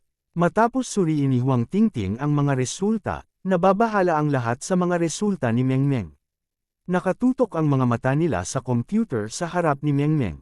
Sa makatuwid, halos agad na nakita ng lahat ang resulta ni Mengmeng. Congratulations, congratulations. Nakangiting sabi ni Huang Feng, hindi ko inaasahan na may dalawang nangungunang estudyante sa aking vilya. Pareho silang nakakuha ng ganoong kataas na mga marka. Dapat tayong magdiwang ngayon. Oo, dapat tayong magdiwang. Sumigaw si Mengmeng, hindi madali. Akala ko magiging delikado na sa pagkakataong ito. Buti na lang at nakapag-exam ako ng maayos. Sa pagkakataong ito, may pag-asa para sa Jiangzhou University. Napakataas ng pagkakataon. Ito ay mahusay. Haha, genius talaga ako. Panipi, that's great. Makakasama ulit tayo sa iisang university. Ngumiti din si Huang Tingting. Isang ngiti iyon mula sa kaibuturan ng kanyang puso. Halatang tuwang-tuwa siya na makapagpatuloy silang dalawa sa iisang universidad. Inaabangan niya ito. Agad na pumunta ang mga katulong upang ihanda ang pagdiriwang. Binati rin ni Su Yamo at ng iba pa sina Huang Tingting at Mengmeng. Marami sa kanila ay mahusay ding mga mag-aaral. Siyempre, mayroon ding mga tulad ni Guo Mengan na maagang huminto sa pag-aaral at pumasok sa lipunan. Natural na inggit sila kina Huang Tingting at Mengmeng. Siyempre puro inggit lang. Hindi sila nalungkot dahil kung nag-aral sila ay baka iba na ang tinahak ng kanilang buhay. Maaaring hindi nila nakilala si Huang Feng. Hindi yun magandang bagay para sa kanila. Nga pala, kailangan kong tanungin si Wenwen kung kumusta siya sa pagsusulit, biglang sabi ni Huang Tingting. Oo, sabi din ni Mengmeng, I think she won't be bad. Mas maganda ang grades niya kaysa sa akin. I have such a high score. Dapat mas mataas ang score niya. Bagamat iyon ang sinabi niya, walang tiyak na bagay bago niya malaman ang mga partikular na resulta. Kinuha ni Huang Tingting ang kanyang bagong mobile phone at dinial ang numero ni Wenwen. Mabilis na nakonekta ang tawag ni Wenwen. Gayunpaman, hindi lumabas ang mga resulta ni Wenwen. Hindi naman sa nakalimutan niyang mag-check, pero dahil masyadong mabagal ang network at hindi siya makalogin. Reklamo ni Wenwen sa telepono. Kailangang aliwin siya ni Huang Tingting na huwag mag-alala. Malalaman niya ito sa lalong madaling panahon. Alam na ni Wenwen ang tungkol sa mga resulta ni Huang Tingting at Mengmeng. Natural, masaya siya para sa kanyang dalawang mabubuting kapatid na babae. Kasabay nito, nanalangin siya sa kanyang puso na siya ay matanggap sa Jiangzhou University. Dahil pinapasok na ang kanyang dalawang mabubuting kapatid na babae, hindi niya sila nagawang kaladkarin pababa. Bukod dito, may isang taong labis niyang namiss sa Jiangzhou. Dapat siyang pumunta sa Jiangzhou University. Oo naman, hindi nagtagal at lumabas ang mga resulta ni Wenwen. May sumigaw sa telepono, nakakuha ako ng 375 puntos. Ang galing! Hindi pa ako nakakakuha ng ganito kataas sa mga nakaraang kunwaring pagsusulit. This time, I really did better than usual, excited na sabi ni Wenwen. Sabi ko, mas maganda ang resulta ni Wenwen kaysa sa akin. Matapos marinig ang mga resulta ni Wenwen, sa wakas ay gumaan ang pakiramdam ni Mengmeng at Huang Tingting. Mataas ang score nilang tatlo. Sa ganitong paraan, maaari silang magkita muli sa Jiangzhou University. Kabanata 2828. Si Huang Tingting at ang dalawa pa ay masayang nagsasaya. Nang malaman ni Wenwen na si Huang Tingting at ang iba pa ay magkakaroon ng party sa villa para magdiwang, puno ng inggit ang kanyang tono. Gusto niya talagang narito at makibahagi sa pagtitipon ng lahat sa oras na ito. Sa kasamaang palad, siya ay nasa kabisera pa rin at hindi maaaring lumitaw sa villa ni Huang Feng. Hindi na mahalaga. Anyway, pupunta tayong lahat sa Jiangzhou City para mag-aral sa universidad. Maraming pagkakataon na magsama-sama sa hinaharap. Pag-aaliw ni Huang Tingting. Alam ni Huang Tingting na tiyak na sabik si Wenwen na narito sa sandaling ito. Pagkatapos ng lahat, ang ganitong uri ng bagay ay nagkakahalaga ng pagdiriwang, at magiging mas kawili-wili kung ang lahat ay magdiwang ng sama-sama. Bukod dito, hindi lang gusto ni Wenwen na makita silang dalawa, ngunit gusto rin niyang makita si Huang Feng. Alam ni Huang Tingting na si Wenwen, tulad ni Mengmeng, ay may nararamdaman din para sa kanyang kapatid. Ngayong natanggap na siya sa Jiangzhou City University, natural na gusto niyang magdiwang kasama si Huang Feng. Sa kasamaang palad, hindi siya makakapunta ngayon, kaya normal na sa kanya na makaramdam ng awa sa kanyang puso. Totoo yan, nakangiting sabi ni Wenwen, wala pang 3 buwan bago magsimula ang paaralan. At saka, kailangan mong bumalik para punan ang iyong mga aplikasyon sa kolehiyo.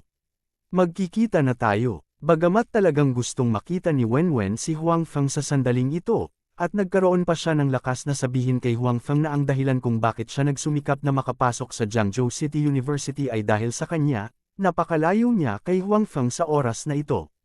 Gustuhin man niya, walang silbi. Kaya lang niyang maghintay. Oo, sinabi ni Mengmeng, sa 1 o 2 araw, babalik na tayo sa Huaizhou. Sa oras na iyon, makikita na natin ang isa't isa. Sabay-sabay na pupunan ng buong klase ang kanilang mga aplikasyon sa kolehiyo. Sa oras na iyon, ang mga mag-aaral at kanilang mga magulang ay lalahok. Maaari rin nilang tanungin ng guro kung aling kolehiyo ang mas angkop para sa kanila na mag-apply batay sa kanilang mga marka ng pagsusulit sa pasukan sa kolehiyo. Sa makatuwid, tiyak na babalik sina Huang Tingting at Mengmeng sa Huaizhou. Well, hihintayin kitang bumalik. At that time, we will celebrate. Wenwen said. Bagaman pagkatapos malaman ang mga resulta, ang kanyang mga magulang at mga kamag-anak sa bahay ay magdiwang kasama niya, malinaw na nais ni Wenwen na magdiwang kasama ang kanyang mabubuting kaibigan. Siyempre, mas mahalaga, nandyan din si Huang Feng. Si Huang Tingting ay mag-a-apply para sa kanyang entrance exam sa kolehiyo, at kailangan ding bumalik ni Huang Feng. Kung tutuusin, kumpara sa kanilang mga magulang, halatang mas alam ni Huang Feng ang ganitong uri ng bagay. Bukod dito, maaari rin niyang ipadala sina Huang Tingting at Mengmeng pabalik sa Huaizhou habang nasa daan. Sa ganitong paraan, sa loob ng 1 o 2 araw, makikita niya si Huang Feng. Excited na talaga siya sa iniisip niya lang. Hindi na nakapaghintay si Wenwen. Walang problema, halos sabay na sabi ni Huang Tingting at Wenwen. Sa gilid na ito, ang 3 maliliit na babae ay matagal nang nag-uusap bago sila nag-aatubili na tinapos ang tawag. Sa oras na ito, nakahanda na ang mga gamit sa villa. Lumipat ang lahat sa labas ng bulwagan at nag-enjoy sa buwan sa labas habang kumakain at nag-uusap. Tuwang-tuwa sina Huang Tingting at Mengmeng, at naiintindihan ng lahat. Sa makatuwid, nang si Huang Tingting at Mengmeng ay sumisigaw na uminom ng red wine, hindi tumanggi si Huang Feng. Bagamat hindi pa sila nakakapasok sa kolehiyo, maaari na silang ituring na mga mag-aaral sa kolehiyo, kaya't ang pag-inom ng red wine ay hindi isang malaking bagay. Siyempre, hindi papayag si Huang Feng na uminom ng sobra ang 2 batang babae. Nangako lang siya na painumin sila ng kaunti at tikman. Pagkatapos ng lahat, ang pag-inom ng labis na alak ay hindi magandang bagay. Mas mabuting pinigilan. Nagtagal ang pagdiriwang ng mahabang panahon bago ito natapos. Bagamat ang 2 maliliit na babae ay hindi masyadong uminom, sila ay lasing pa rin sa huli dahil hindi sila makakainom ng marami. Sa kabutihang palad, ito ang villa ni Huang Feng, at naroon sina Huang Feng at Su Yamo, kaya magiging maayos ang 2 batang babae. Mukhang dapat nating hayaan silang uminom ng mas kaunti sa hinaharap. Tumingin si Huang Feng kina Huang Tingting at Meng Meng, na natutulog na, at sinabi. May mga katulong sa villa, at lahat sila ay babae. Sa makatuwid, hindi na kailangang abalahin si Huang Feng para harapin ang problema ni Huang Tingting at Meng Meng. May maglilinis at maglilinis sa kanila. Sobrang bait nilang dalawa, masyado silang masaya ngayon, kaya medyo samobra. Naniniwala ako na malalaman nila kung paano kontrolin ang sarili nila sa hinaharap, sabi ni Suyamo. Ganon din ang ideya ng ibang mga babae. Matagal na silang nakikipag-ugnayan kina Huang Tingting at Meng Meng, kaya kilalang kilala nila ang dalawang babae. Sa makatuwid, alam nila na ang kanilang sitwasyon ngayon ay karaniwang hindi mangyayari sa hinaharap. Nais din nilang hayaan si Huang Feng na huwag masyadong mag-alala. Alam ko, tumango si Huang Feng at sinabing, natatakot ako na pagkatapos nilang magkolehiyo, bigla silang maluwag. Magiging madali para sa kanila na masangkot sa gulo. Kilalang kilala ni Huang Feng ang kanyang nakababatang kapatid na babae.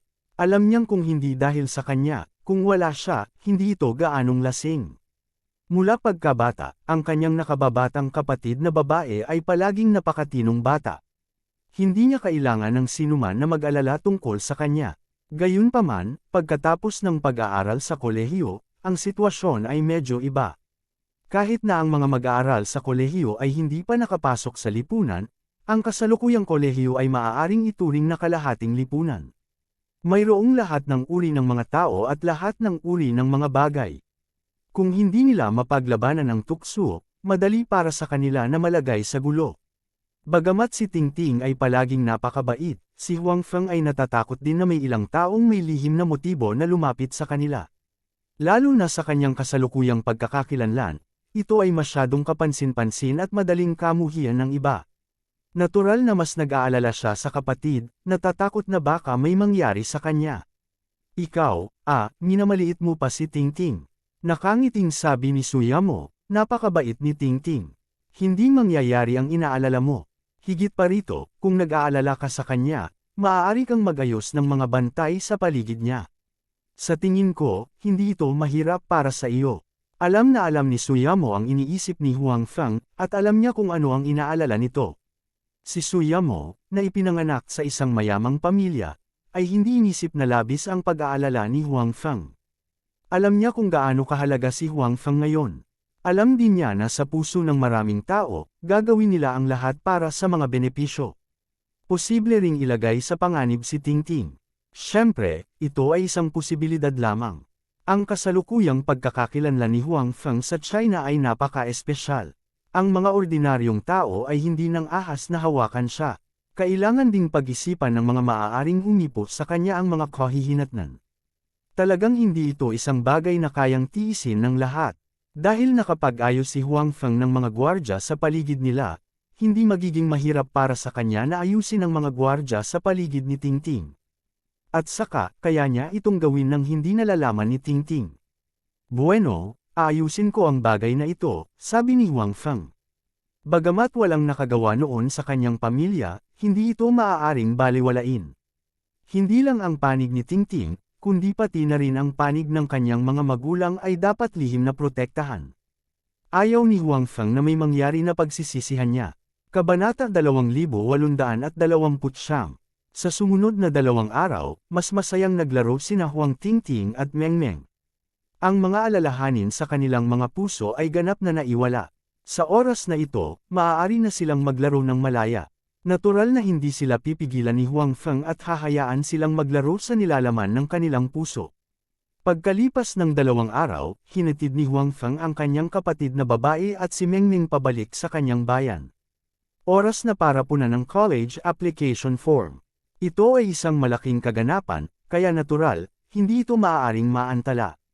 Si Suyamo at ang iba pa ay hindi sumunod dahil hindi magtatagal si Huang Feng sa kanyang bayan.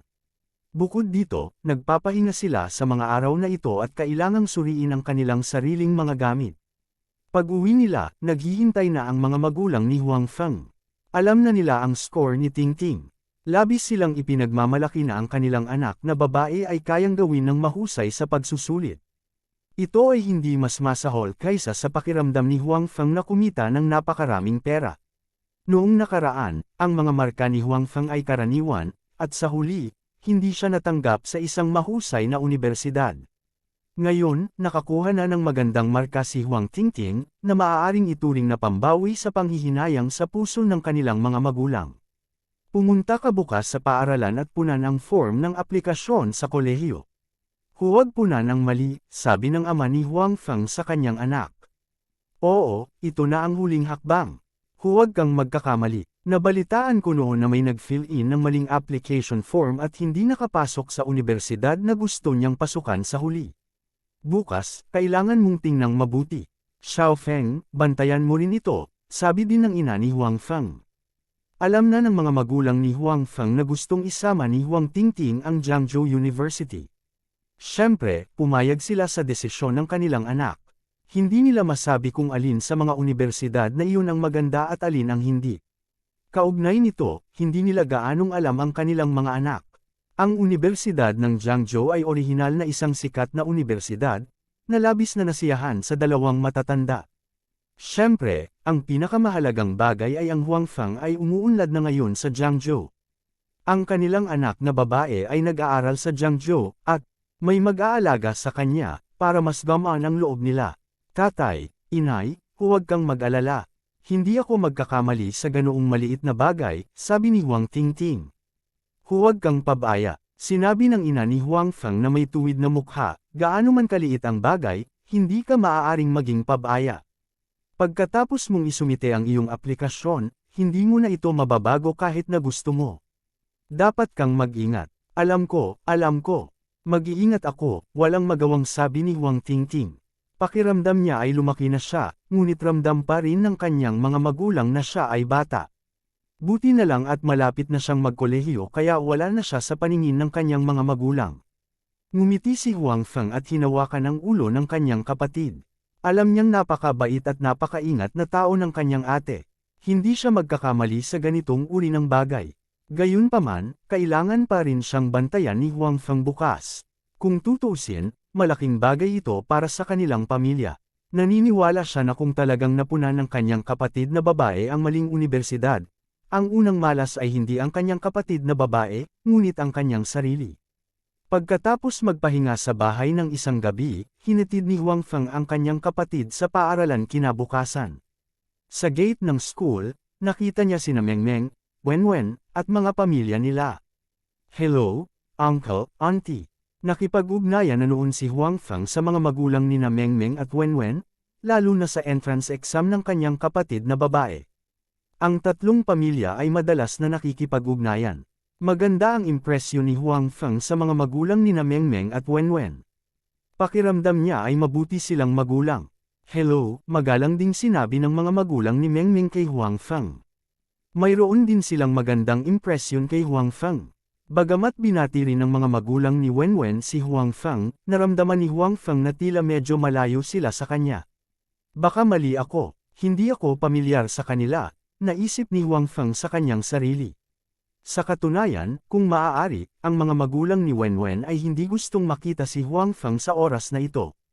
Hindi nila kinasusuklaman si Huang Feng, ngunit nalaman nilang may nararamdaman ang kanilang anak para kay Huang Feng. Kung si Huang Feng ay isang ordinaryong tao, ayos lang. Malapit nang magkolehiyo ang kanilang anak kaya hindi imposibleng umibig. Ang problema ay si Huang Feng ay hindi isang ordinaryong tao. Masyado siyang outstanding. Ang gayong tao ay hindi magkukulang sa mga babae sa paligid niya. Bagamat hindi masama ang kanilang anak, kung mai-inlove siya kay Huang Feng, tiyak na masasaktan siya sa huli. Ayaw nilang makitang nasasaktan ang kanilang anak. Sa katunayan, pagkatapos lumitaw si Huang Feng, lihim na pinagmasdan ng mga magulang ni Wenwen ang ekspresyon ng kanilang anak na babae. Oo naman, nakita nila na ang kanyang mga mata ay palaging nakatutok kay Huang Feng pagkatapos lumitaw si Huang Feng. Ang kanyang mga mata ay mas maliwanag kaysa dati. Bilang mga may karanasang tao, natural na alam nila kung ano ang iniisip ng kanilang anak na babae sa oras na ito. Sa kabutihang palad, ang aming anak na babae ay mag-aaral sa kolehiyo sa kabisera sa hinaharap. Hindi siya magkakaroon ng pagkakataong makita si Huang Feng. Pagkaraan ng ilang sandali, makakalimutan na niya si Huang Feng. Napaisip ang ama ni Wenwen. Sa relatibong pagsasalita, ang ina ni Wenwen ay walang gaanong pagtutol sa kanyang anak na babae na umibig kay Huang Feng. Bagamat naramdaman din niya na napaka-imposible na ang kanyang anak na babae ay makakasama ni Huang Feng sa hinaharap, lalo na kapag si Huang Feng ay matagal nang nasa lipunan at nasa ganoong kataas na posisyon. Ang kanyang babae ay hindi maaaring ihambing sa kanya sa mga tuntunin ng paraan at katalinuhan, at saka siguradong hindi siya magkukulang ng mga babaeng nakapaligid sa kanya. Gayunpaman, naramdaman ng ina ni Wenwen na bata pa si Wenwen, kaya ang isa o dalawang nabigong relasyon ay hindi magkakaroon ng malaking epekto sa kanya. Magiging magandang alaala pa nga ito para sa kanya sa hinaharap, natutulong sa kanya na lumaki at maging mas mature. Lalo na nang umibig siya sa isang mature na lalaki tulad ni Huang Feng na nakakita sa mundo. Nabigo man siya sa huli, malaki ang mapapala ng kanyang anak sa karanasan ng bigong relasyon na ito. Gayunpaman, hindi iyon naisip ng ama ni Wenwen. Ayaw niyang nakikitang malungkot ang kanyang anak. Dahil halos imposible para sa kanya na mahalin si Huang Feng sa huli, dapat niyang tapusin ito sa simula, upang ang kanyang anak na babae ay hindi masaktan sa pag-ibig sa hinaharap. Oh, salamat sa ginawa mo noong nakaraan, sabi ng ama ni Wenwen kay Huang Feng. Bagamat hindi siya sang-ayon sa relasyon ng kanyang anak at ni Huang Feng sa kanyang puso, hindi ito nakaapekto sa impresyon ng ama ni Wenwen kay Huang Feng. Pagkatapos ng lahat, si Huang Feng ay walang ginawang mali sa bagay na ito. Baka hindi niya alam na crush siya ng anak niya. Ang sarili lang niya ang masisisi niya sa pagiging masyadong kaakit-akit. Anong problema? Tanong ni Huang Feng. Pagkatapos noon, sinabi sa kanya ng ama ni Wenwen ang nangyari sa hotel. Dahil kay Huang Feng, nakipagnegosasyon siya sa isang malaking deal sa negosyo at gumawa pa ng ilang magagandang koneksyon. Ang lahat ng ito ay dahil kay Huang Feng, dahil kilala niya si Huang Feng. Kabanata 2830. Ay, ayos lang. Wala naman akong ginawa. Matapos pakinggan ang mga salita ng ama ni Wenwen, napagtanto ni Huang Feng na tinulungan niya talaga ang ama ni Wenwen minsan nang hindi alam. Sa katunayan, hindi nagulat si Huang Feng sa ganitong uri ng bagay. Bagamat ang kanyang reputasyon sa mga tao sa China ay maaaring hindi masyadong mataas sa oras na ito, bihira siyang magpakita sa publiko maliban sa pagkatapos na umarte sa isang pelikula. Sa makatuwid, ang kanyang reputasyon sa mga tao ay hindi mataas. Pagkatapos ng pelikulang iyon, hindi siya tumanggap ng anumang mga panayam, hindi gumawa ng anumang trabaho, at kahit na nawala sa harap ng kamera. Dahil dito, walang impresyon sa kanya ang mga ordinaryong tao. Gayunpaman, sa ilan sa mga mayayaman at makapangyarihan, maraming tao ang nakakakilala sa kanya. Pagkatapos ng lahat, mayroon na siyang maraming industriya, at bawat isa sa kanila ay umabot sa tuktok ng industriya. Mahirap para sa iba na hindi siya kilala. Sa makatuwid, ang kakaiba ay ang mas mataas na katayuan ng mga tao, mas alam nila ang tungkol sa kanyang pag-iral at mas alam nila ang tungkol sa kanyang kapangyarihan sa China sa panahong ito. Kung mas maraming ordinaryong tao, mas kakaunti ang alam nila tungkol sa kanyang sitwasyon. Ang mga bagay ay napaka-interesante. Si Chen Yu at ang manager ng Qingmin Company ay halatang kabilang sa grupo ng mga taong nakakaalam tungkol sa pag-iral ni Huang Feng. Dahil alam na nila ang tungkol sa pag-iral ni Huang Feng at alam na si Huang Feng ay may magandang relasyon sa ama ni Wenwen, kung gayon tiyak na bibigyan nila siya ng mukha ng higit pa o mas kaunti. Hindi ito nagbibigay ng mukha sa ama ni Wenwen, ngunit kay Huang Feng. Sa ilalim ng mga pangyayari na hindi ito nagsasangkot ng labis na mga benepisyo, walang sino man ang tatanggi na gawin ito. Pagkatapos ng lahat, mas maraming mga tao ang iyong kilala, mas maraming mga pagpipilian na mayroon ka. Sa makatuwid, hindi nagulat si Huang Feng sa hitsura ni Chen Yu at sa huling desisyon ng manager ng Qingmin Company. Kung siya sila, baka ganoon din ang naging desisyon niya. Gayunpaman, bumantong hininga din si Huang Feng sa kanyang puso. Hindi alam, siya ay naging isang tao na maaaring makaimpluwensya sa mga desisyon ng ibang tao nang hindi siya nagpapakita. Maraming beses, naramdaman ni Huang Feng na ito ay hindi totoo, na para bang ang lahat ay isang panaginip. Kuya, sa oras na ito, dumating din si Wenwen. Kanina lang ay kachat niya sina Mengmeng at Tingting. Siyempre, ang atensyon niya ay kay Huang Feng, at ngayon ay nagkaroon na siya ng pagkakataong lumapit. Wenwen, maganda ang ginawa mo sa pagkakataong ito, Nakangiting sabi ni Huang Feng. Oo, tumango si Wenwen at sinabing, hindi dapat maging problema ang pagpunta sa Jiangzhou University. Bahagyang kumunat ang noo ng mga magulang ni Wenwen sa gilid dahil ayaw nilang pumasok ang kanilang anak sa universidad sa Jiang District. Si Huang Feng ay nagpapaunlad na ngayon ng kanyang karera sa Jiang District. Kung ang kanilang anak na babae ay pumasok sa universidad sa Jiang District, tiyak na marami siyang makakaugnayan kay Huang Feng. Sa oras na iyon, hindi lamang niya makakalimutan si Huang Feng, ngunit maaari pa siyang mahulog ng mas malalim sa mas maraming pakikipag-ugnayan sa kanya. Sa kabutihang palad, nagpa siya ang ama ni Wenwen na lihim na baguhin ang unang pagpipilian ng kanyang anak na babae. Pagdating ng panahon, hindi na maibabalik ang ginawa. Kahit na ayaw ng kanyang anak na babae, maaari lamang siyang pumunta sa Imperial Capital University. Malungkot man siya sandali dahil dito, naniniwala siyang mabilis itong gagaling. Lumapit ang tatay ni Mengmeng at sinabing, maganda ang Jiangzhou University. Sikat na school to, tsaka nasa iisang school naman kayong tatlo. Maaalagaan niyo ang isa't isa kapag nasa out of town kayo. Medyo maganda, kaya napag-usapan naming tatlo na magkasama kaming pumunta sa Jiangzhou University at hindi na kami magkakahiwalay sa hinaharap. Nakangiting sabi ni Mengmeng, syempre, mas mahalaga. Nasa Jiangzhou din ang kapatid ko. Tila hindi napansin ng mga magulang ni Mengmeng ang kakaibang nararamdaman ng kanilang anak para kay Huang Feng. Sa kanilang mga mata, marahil ay iniisip pa rin nila na ang kanilang anak ay bata pa at may mahabang panahon pa bago siya umibig. Binigyang pansin naman ito ng mga magulang ni Wenwen dahil sa kanilang anak. Sa makatuwid, nalaman nila na ang paraan ng pagtingin ni Mengmeng kay Huang Feng ay hindi naiiba sa paraan ng pagtingin ng kanilang anak kay Huang Feng. Sa madaling salita, si Mengmeng, ang maliit na batang babae, ay labis ding umiibig kay Huang Feng. Gaya ng inaasahan, ang isang taong tulad ni Huang Feng ay masyadong kaakit-akit. Kakaunti lang ang mga babae ang makalaban sa kanya. Ngayon, not to mention other women, kahit ang mabuting kaibigan ni Wenwen ay nahulog sa kanya. Siguradong marami pang babae ang mahuhulog sa kanya. Dahil sa pagtuklas na ito, mas naging determinado ang ama ni Wenwen na ipadala ang kanyang anak sa kabisera ng imperial. Talagang hindi niya mapapayagan ang kanyang anak na magkaroon ng masyadong maraming pakikipag-ugnayan kay Huang Feng. Kung hindi, natatakot siya na magkakaroon ng hindi mabilang na mga kaguluhan sa hinaharap. Si Huang Feng naman ay hindi napansin ang titig ni Mengmeng. Marahil, sa kanyang puso, sina Wenwen at Mengmeng ay tulad ng kanyang mga nakababatang kapatid na babae. Itinuring niya ang mga ito bilang kanyang mga nakababatang kapatid na babae at walang anumang romantikong damdamin para sa kanila. Sa makatuwid, natural, hindi siya mag-iisip sa direksyon na iyon. Dumating ang tatlong pamilya at sabay na pumasok sa paaralan. Sa oras na ito, medyo walang laman ang paaralan. Nakauwi na ang mga estudyante sa una at ikalawang taon para sa bakasyon. Mga third-year students lang ang nakabalik sa school ngayon. Siyempre, buhay na buhay pa rin sa third-year student building. Maraming estudyante at mga magulang ang naroon.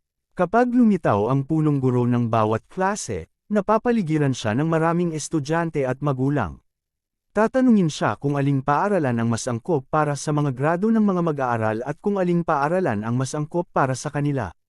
Kung sa bagay, kung maling kolehiyo ang kanilang napunan, malaki ang posibilidad na mauwi ito sa nakakahiyang sitwasyon na hindi makapasok sa paaralan sa kabila ng mataas na marka. Gayunpaman, hindi sila pinalibutan ni Huang Feng at ng iba pang dalawang pamilya dahil nakapagdesisyon na sila. Natural, hindi na kailangang humingi ng opinyon ng guro. Hindi sila pinalibutan ni Huang Feng at ng iba pang dalawang pamilya, ngunit ang punong guro ay nagkusa na lumapit at bumati sa kanila. Ito ay dahil si Huang Feng at ang iba pang dalawang pamilya ay masyadong maganda ang mga grado. Bilang guro at punong guro, iginagalang din siya. Nang makita niya si Huang Feng at ang dalawa pang pamilya na dumarating, natural na kailangan niyang lumapit at batiin sila. Ito ang unang pagkakataon na nakita ni Huang Feng ang punong guro ni Huang Tingting. Siya ay isang napaka-sopistikadong guro. Matapos malaman ng punong guro na si Huang Feng ang guro ni Huang Tingting, pinuri pa niya si Huang Tingting. Hindi lang siya magaling sa pag-aaral, magaling din siya sa lahat ng aspeto. Siya rin ay isang napakahusay na halimbawa ng mag-aaral sa paaralan. Sa huli, sinabi pa niya na sa mga grado ni Huang Tingting, wala man lang problema para sa kanya na mag-apply sa Jiangzhou University. Nang marinig niyang pinuri ng guro ang kanyang kapatid, natural na tuwang-tuwa si Huang Feng. Mas masaya pa siya kesa noong kumita siya. Noong nasa paaralan si Huang Feng, hindi maganda ang kanyang mga marka, at hindi siya nagustuhan ng mga guro. Noong panahong iyon, gusto rin niyang mag-apply sa isang sikat na universidad. Sa kasamaang palad, hindi siya nagtagumpay sa huli. Ngayon, nalampasan na siya ng kapatid niya, at naaliw lang siya sa puso niya. Hindi nagtagal, oras na ng klase ni Huang Tingting na pumunta sa computer room para punan ang kanilang kolehiyo. Sa panahong ito, ang mga magulang na may pagdududa sa kanilang mga puso ay karaniwang kumonsulta sa guro. Bukod sa talakayan noon sa bahay, mayroon na silang ideya sa kanilang puso kung saang paaralan sila mag-a-apply at kung saang kolehiyo ang pupunan. Para naman kay Huang Tingting at sa iba pa, mas relaxed sila. Kung tutuusin, napag-isipan na nila ang paaralan na gusto nilang pag-aralan. Ngayon, kailangan lang nilang punan ng form.